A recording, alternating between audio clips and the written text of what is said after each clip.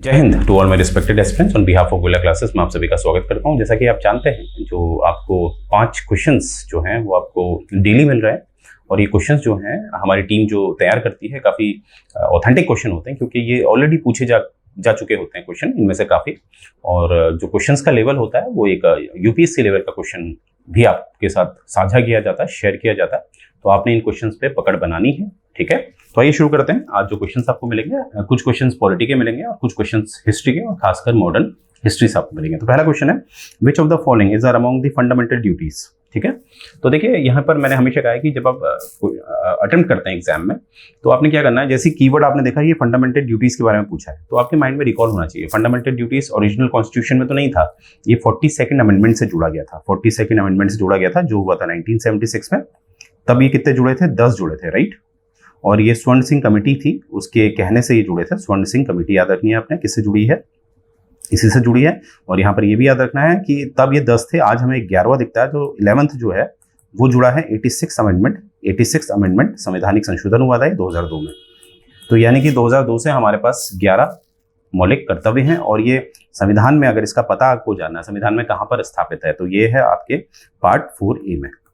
तो देखिए ये आपको आइडिया होना चाहिए। उसके बाद ये क्वेश्चन अटेम्प्ट आपने करना चाहिए, क्योंकि आपका जो लेवल है वो ये होना चाहिए कि आपको ऑलरेडी उसके बारे में कुछ आप जानते हैं उसके बारे में, तभी आप जो नीचे ऑप्शंस होते हैं आप उसको अटेम्प्ट कर पाते हैं, राइट। तो यहाँ पर हम देखेंगे, पूछा है कि इनमें से कौन कौन सा फंडामेंटल ड्यूटीज है। अब देखिए ये क्वेश्चन वही अटेम्प्ट कर सकता है जिसको ये पता है कि फंडामेंटल ड्यूटीज जो में 11 है कौन कौन सी हैं। देखिए उसको याद करने का एक ट्रिक है, मैं आपको दे रहा हूँ। ए से याद रखेंगे, ए से अबाइड। अबाइड मतलब होता है पालन, यानी कि आपके जो जैसे नेशनल एंथम होता है, आपका जो नेशनल फ्लैग है उसकी एक मर्यादा होती है, उसका आपने पालन करना है हमेशा। बी से होता है आपका बापू। बापू आप जानते हैं हमारे जो नेशंस फादर हैं गांधी जी, उनको हम बापू कहते हैं। तो यहाँ पर ये कहा जा रहा है कि जितना भी हमारे ऐसे लोग थे जिन्होंने अपना जीवन का बलिदान दिया हमारी आज़ादी के लिए, तो उनका जो विचारधारा है उसका हमने क्या करना, हमेशा सम्मान। सी से है आपका सुई, SUI, सुई। सुई से, एस से आपका सोवरेनिटी है यानी कि संप्रभुता, यू से यूनिटी, और आई से इंटेग्रिटी, यानी कि देश की जो सोवरेनिटी है, यूनिटी है, इंटेग्रिटी है, उसको मैं हमेशा एक भारतीय होने के नाते हमेशा इसका क्या करूंगा, संरक्षण यानी कि प्रोटेक्शन करूंगा।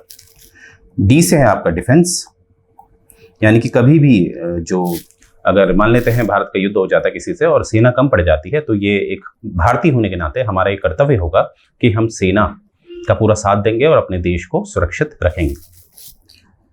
ई से है आपका इक्वालिटी। इक्वालिटी का मतलब होता है कि आपने क्या करना है कि जो हमारा देश, आप जानते ही हैं कि यहाँ पर अलग अलग धर्म हैं और उन धर्म में भी अलग अलग जातियां हमें दिखती हैं, तो यानी कि डाइवर्सिटीज काफ़ी हैं, विभिन्नताएं काफ़ी हैं।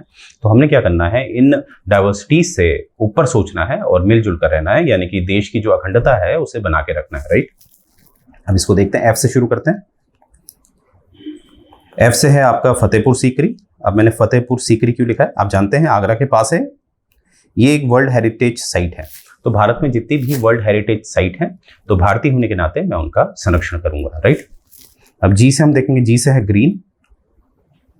ग्रीन मतलब हरियाली, पर्यावरण की बात है, इसमें एनवायरनमेंट की बात है। तो हम क्या करेंगे, अपने पर्यावरण को प्रदूषित नहीं करेंगे और जो एनवायरनमेंट है हमारा उसका हमेशा हम क्या करेंगे, एक जो भी उसके जो नियम है उसके हिसाब से ही हम काम करेंगे। अगर हमारी राज्य सरकार कोई नियम बनाती है जिससे कि जो एनवायरनमेंट है वो सुरक्षित रहे, तो हमें वो पालन करना पड़ेगा। एच से बात है ह्यूमैनिज्म की। ह्यूमैनिज्म का मतलब है मानवता। देखिए मानवता और पशुता दोनों में फर्क क्या होता है। ह्यूमैनिज्म जो है वो इसलिए आगे है क्योंकि वो विज्ञान की तकनीक पे जीता है, उसका जो सोचना होता है वो राशनलिटी पे होता है, यानी कि वो सोच समझकर सोचता है, कौन, इंसान। तो ये जो सोच होती है इंसान की, कि उसके अंदर जो साइंटिफिक टेम्परमेंट होता है, जो एक वैज्ञानिक सोच होती है, वो हमेशा बना के रखेगा आदमी, ठीक है, और कहीं ना कहीं मानवता को जीवित रखेगा। अब आई से हम देखेंगे इन्वेस्टमेंट। अब इन्वेस्टमेंट का यहाँ मतलब है कि जैसे हम निवेश करते हैं ना कुछ बनाने के लिए, तो आई से इन्वेस्टमेंट मतलब यहाँ पर यह है कि आपने कोई भी ऐसा काम नहीं करना है कि आप देश की जो संपत्ति है उसको तोड़ रहे हैं, ठीक है। जैसे अब दंगा हो जाता है, आपको पता ही है, दंगे में आदमी क्या करता है कि कहीं ना कहीं जो सरकारी गाड़ियां होती हैं, सरकारी जो मंजिलें होती हैं, इमारतें होती हैं, उनको तोड़ा जाता है, तो वो हम नहीं करेंगे, ठीक है। तो आई से इन्वेस्टमेंट। जे से जॉइंट। यानी कि जॉइंट का मतलब है कि यहाँ पर हम मिलजुल कर सारा काम करेंगे। और EGH, फिर आपका जो के है, के जुड़ा है 86 अमेंडमेंट से, जो कब हुआ था 2002 में, मैंने आपको बताया था।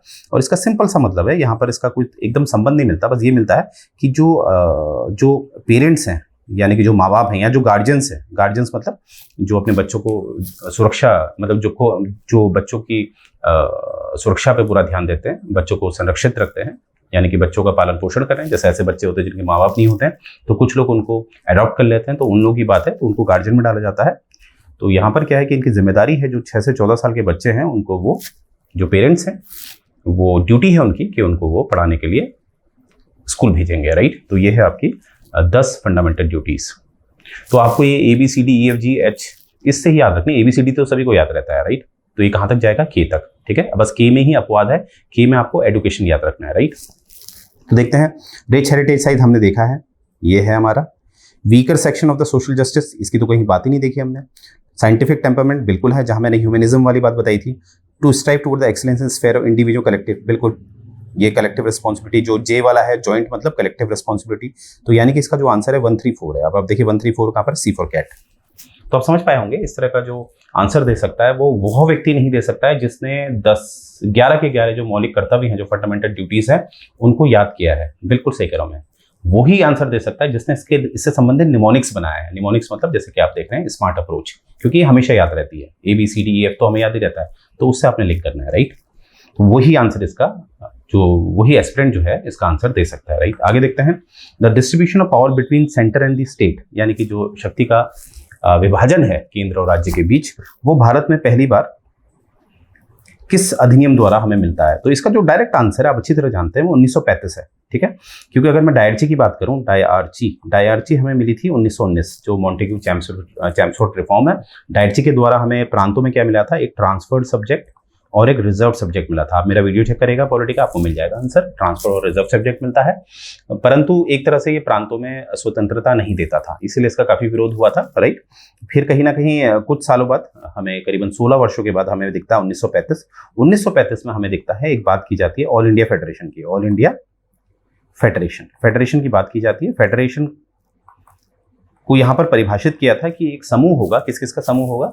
एक तो ब्रिटिश इंडिया का, और एक होगा जो प्रिंसली स्टेट थे, वो मिलके क्या करेंगे? एक फेडरेशन बनाएंगे। परंतु फेडरेशन कभी बनी ही नहीं, ठीक है। परंतु उससे पहले ये बात याद रखेंगे, फेडरेशन में एक बात और कही थी कि शक्तियों का विभाजन था, ठीक है। केंद्र अपने जगह कानून बनाएगा और राज्य अपने जगह कानून बनाएगा। ये गवर्नमेंट ऑफ इंडिया 1935 में ये बात बताई गई थी, ठीक है। जो ऑल इंडिया फेडरेशन है उसी में बताई गई थी। परंतु हुआ क्या कि जो प्रिंसली स्टेट थे, उन्होंने कभी ये जो फेडरेशन थी उसको ज्वाइन ही नहीं किया। इसीलिए जो गवर्नमेंट ऑफ इंडिया 1935 का ये नियम था, वो कभी लागू ही नहीं हुआ, ठीक है। ये बात भी अपने याद रखनी है। परंतु इसका जो राइट आंसर है वो है 1935, ठीक है, क्योंकि ऑल इंडिया फेडरेशन के रूप में डिवीजन ऑफ पावर मिला हमें, ठीक है। आगे देखेंगे, among the constitution of India, if the duty of it is the duty of president of India to cause laid before the parliament which of the following. मतलब यहाँ पर ये पूछा है कि राष्ट्रपति की जिम्मेदारी होती है। राष्ट्रपति क्या करते हैं? कुछ रिपोर्ट्स होती हैं, उनको संसद के समक्ष रखते हैं। और संसद से मेरा यहाँ तात्पर्य है लोकसभा राज्यसभा, दोनों सदनों के समक्ष वो रिपोर्ट्स को रखते हैं। ये देखते हैं वो रिपोर्ट्स किस किस की रखते हैं। सबसे पहले है recommendation of the union finance commission. Union finance commission आपको पता है आर्टिकल 280 में आता है, बिल्कुल। इसकी जो रिपोर्ट है, जो यूनियन फाइनेंस कमीशन, जो वित्त आयोग है, वो अपनी जो रिपोर्ट है वो किसको देता है? राष्ट्रपति को। और राष्ट्रपति ये रिपोर्ट किसको, कहां पर प्रस्तुत करते हैं? दोनों सदनों में, लोकसभा राज्यसभा। तो ये आंसर सही है। Report of public account committee, ये नहीं है। रिपोर्ट पब्लिक अकाउंट कमेटी तो कोई रिपोर्ट देती नहीं है, मतलब वो देती है रिपोर्ट, परंतु वो रिपोर्ट सुपरवाइज करती है। रुकिए, मैं इसको भी बताऊंगा आपको, चिंता ना करें। तो इसको अभी हम नहीं रखेंगे। The report of controller and auditor general, बिल्कुल। जो कैग है हमारे, आर्टिकल 148 में आते हैं, वो जो अपनी रिपोर्ट देते हैं वो भी राष्ट्रपति को देते हैं। और राष्ट्रपति ये रिपोर्ट कहाँ रखते हैं? दोनों सदनों में रखते हैं। आगे देखेंगे, report of the national commission for schedule caste, बिल्कुल। जो आर्टिकल 8 है आपका, तो वो बात करता है नेशनल कमीशन ऑफ SC की। तो वहां पर आप देखेंगे कि ये जो अपनी रिपोर्ट है, ये रिपोर्ट अपने राष्ट्रपति को देता है। तो यानी कि आप देखेंगे कि जो इसका आंसर है 134 है, ठीक है। क्योंकि सेकंड तो आएगा नहीं। अब मैं आपको ये बता देता हूँ कि पब्लिक अकाउंट कमेटी क्या है। देखिए क्या होता है, जो कैग होता है, कंट्रोलर ऑडिटर जनरल, जो आर्टिकल 148 में आता है, वो अपनी रिपोर्ट किसको देता है? राष्ट्रपति को। ये अपनी 3 रिपोर्ट देता है, फर्स्ट, सेकंड, थर्ड। कैग अपनी 3 रिपोर्ट देता है, ठीक है। 3 रिपोर्ट कहाँ प्रस्तुत की जाती हैं? संसद में प्रस्तुत की जाती है, दोनों सदनों में। और ये रिपोर्ट पे क्या होता है कि जो इंक्वायरी करी जाती है, क्योंकि कैग क्या कर रहा है, हिसाब किताब दे रहा है, ठीक है, तो उसको देखना अच्छी पड़ा, उसको एक बार और सिक्योर करना पड़ता है, उसका एक बार और जांच पड़ताल करनी पड़ती है। तो ये जो 3 रिपोर्ट है, इसकी जो जांच पड़ताल करते हैं वो पब्लिक अकाउंट कमेटी करते हैं। पब्लिक अकाउंट कमेटी क्या करती है? सुपरवाइज करती है कैग की रिपोर्ट को, ठीक है, और तब जाके वो फाइनलाइज करके रिपोर्ट रखती है संसद में। परंतु हमसे पूछा गया था प्रेसिडेंट किस किस की रिपोर्ट रखता है, ठीक है, तो कैग की जो रिपोर्ट है वो प्रेसिडेंट के पास तो आती है, और प्रेसिडेंट फिर वो रिपोर्ट जब संसद में रखता है तो संसद के बाद वो रिपोर्ट कहाँ चली जाती है? पब्लिक अकाउंट कमेटी के पास, फिर वो उसका वेरिफिकेशन करती है। तो इसी आधार पे 134 इसका राइट आंसर है, राइट। आगे देखते हैं, who among the following was the first European? पहला यूरोपियन पूछा गया है, 1996 में क्वेश्चन आया हुआ है। First European in initiate the policy of taking the part of quarrel in Indian princess, यानी कि इसमें ये पूछा जा रहा है कि कौन सा पहला यूरोपियन जो एक व्यक्ति था जिसने जो हमारे वहाँ प्रिंसली स्टेट थे ना भारत में, राजा रजवाड़े, वो आपस में लड़ते थे, तो उन लड़ाई में हस्तक्षेप करके कहीं ना कहीं अपना फायदा लिया। यानी कि जो भारत में जो प्रिंसली स्टेट है वो आपस में उनकी लड़ाई हो रही है, आपस में 2 राज्यों की या 3 राज्यों की, तो वहां पर बीच में हस्तक्षेप कोई यूरोपियन कर रहा है, इसलिए कर रहा है जैसे कि वो अपना साम्राज्य बढ़ा सके। तो वो व्यक्ति कौन था? वो व्यक्ति वो था जिसने डूमा DUMA, जिसने डूमा को क्या किया? रिप्लेस किया। डूमा एक गवर्नर था, किसका था? पुर्तगाल का था, ब्रिटेन का था, ब्रिटिश का था, फ्रेंच का था, किसका था? इसका आंसर है फ्रेंच का। तो डूमा को रिप्लेस करने वाला जो व्यक्ति था वो था आपका ड्यूप्लेक्स। तो ड्यूप्लेक्स ने ये नीति अपनाई है, राइट। तो ये बात आपने याद रखनी है। अब देखिए, the educated middle class in India, यहाँ पर जो शिक्षित जो एक व्यक्ति था, जो एक मध्यकालीन क्लास थी, वहाँ पर मध्य क्लास थी, जो एक शिक्षित वर्ग था भारत का 1857 के आसपास, उसने जो 1857 की क्रांति हुई थी, मैं अब क्रांति बोलूंगा क्योंकि भारतीय होने के नाते मैं क्रांति बोलूंगा, और जो ब्रिटेन वाले होते हैं जो हमको उनके गैजेट में मिलता है उसको वो लोग विद्रोह कहते हैं, परंतु भारतीय होने के नाते मैं क्रांति बोलूंगा। तो 1857 की जो क्रांति हुई थी उसमें जो पढ़ा लिखा वर्ग था उसने क्या किया था? क्या क्रांति में भाग लिया था या नहीं लिया था? तो इसका जो राइट आंसर है वो न्यूट्रल रहा था, क्योंकि हम जानते हैं कि हम कहते हैं कि 1857 जो है वो, जैसे सावरकर साहब ने, यानी कि वीडी सावरकर साहब ने इसको कहा था कि ये it was the first independence war. यानी कि इससे ये भी पता चलता है कि सावरकर ये कहना चाह रहे थे कि पूरे भारत ने इसमें योगदान लिया था इस क्रांति में, पर ये बात सत्य नहीं है, क्योंकि अगर हम ध्यान से देखें तो दक्षिण का काफ़ी हिस्सा और उत्तर पूर्वी यानी कि नॉर्थ ईस्ट का काफ़ी हिस्सा और पश्चिमी हिस्सा, और जो समाज का जो पढ़ा लिखा वर्ग था और ऐसा वर्ग था जो काफ़ी ऊंचे पद पे सरकारी विभाग का भाग था, उन लोगों ने भाग नहीं लिया था इसमें, राइट। तो यहाँ पर जो ऑप्शन हमें दिखता है वो है, अगर शिक्षित पूछा है तो वो न्यूट्रल रहा, मतलब ना उसने भाग लिया इस क्रांति में, ना ही उसने अंग्रेजों का साथ दिया, ठीक है। जैसे जमींदारों की अगर मैं बात बोलूं तो जमींदार के बारे में ये कहा जाता है कि जमींदारों ने पहले तो भाग लिया था अंग्रेजों के विरुद्ध, परंतु फिर वो अंग्रेजों के साथ सम्मिलित हो गए थे। तो इसीलिए जो 1857 की क्रांति होती है उसको हम फेल मानते हैं, बाद में फेल हो गया था क्योंकि अंदरूनी ही जो व्यक्ति था उसने धोखाधड़ी कर दी थी, राइट। तो ये बात आपने याद रखनी है। तो देखिए, यहीं से आप समझ पाए होंगे किस तरह से अपने क्वेश्चन अटेम्प्ट करने होते हैं, राइट। तो आइए देखते हैं। तो देखिए, AEE के बारे में अगर हम देखें तो टेस्ट सीरीज है, यहाँ पर आपको जो 20 टेस्ट सीरीज दी जाती है, ठीक है, और इसमें it will cost you only 999 की, ठीक है। और इसमें आप देखेंगे जो प्रीमियम लेक्चर्स हैं आपको जो हर सब्जेक्ट का, चाहे वो मॉडर्न हिस्ट्री है, चाहे ज्योग्राफी है, सब कुछ, और एक सिस्टमेटिक वे में लेसन 1, लेसन 2, लेसन 3 करके आपको दिया जा रहा है, राइट। तो वो केवल आपको मात्र पड़ेगा 9,999 का, राइट। और ये जो प्रीमियम लेक्चर्स हैं इनका लेवल ऐसा नहीं है, ये एक फाउंडेशन की तरह बनाए जा रहे हैं, ठीक है। यानी कि आप अगर इसमें निपुण हो जाते हैं, एक्सपर्ट हो जाते हैं, तो आप विश्वास रखिए, आप IAS के लिए भी, IAS का पेपर भी आप दे सकते हैं, राइट। इस तरह का आपको पढ़ाया जा रहा है। और इस तरह से देखिए, कोई भी सब्जेक्ट है वो बाइलिंगुअल आपको पढ़ाया जा रहा है, इंग्लिश हिंदी, ये आप देख पा रहे होंगे। और यहाँ पर आप देख रहे होंगे एक स्पेशल ऑफर दिया जा रहा है, जो फर्स्ट 50 स्टूडेंट होंगे उनको ये 50% डिस्काउंट दिया जाएगा। जो आपको 9,999 का पड़ रहा है वो मात्र आपको पड़ेगा 4,999 का, राइट। तो इतनी बेहतर जो अपॉर्चुनिटी आपको दी जा रही है, आपने मिस नहीं करनी है। और ऑलरेडी इसमें काफ़ी सीट फुल हो गई हैं, तो बहुत जल्द ये जो 50% वाला ऑफर है वो लैप्स हो सकता है, तो आप जल्दी से इसे ज्वाइन करिए, राइट। और ये देखिए, ये प्ले स्टोर में भी गोरिल्ला क्लासेस की एप्लीकेशन है, तो आप इस एप्लीकेशन को डाउनलोड करिए और अपनी पढ़ाई को कहीं भी, अपनी जो पूरा स्टडी मटेरियल है उसे कैरी कर सकते हैं मात्र अपने सेलफोन में, राइट। और यहाँ पर आप देख रहे होंगे कुछ हमारे अचीवमेंट्स हैं गोरिल्ला क्लासेस के, क्योंकि दिखाना बहुत जरूरी होता है, क्योंकि अपनी बातें अगर आप साक्ष्य के साथ यानी कि एविडेंसेस के साथ रखते हैं तो आपकी बातों में वजन होता है, ठीक है। ये हमारे एग्जाम ये है।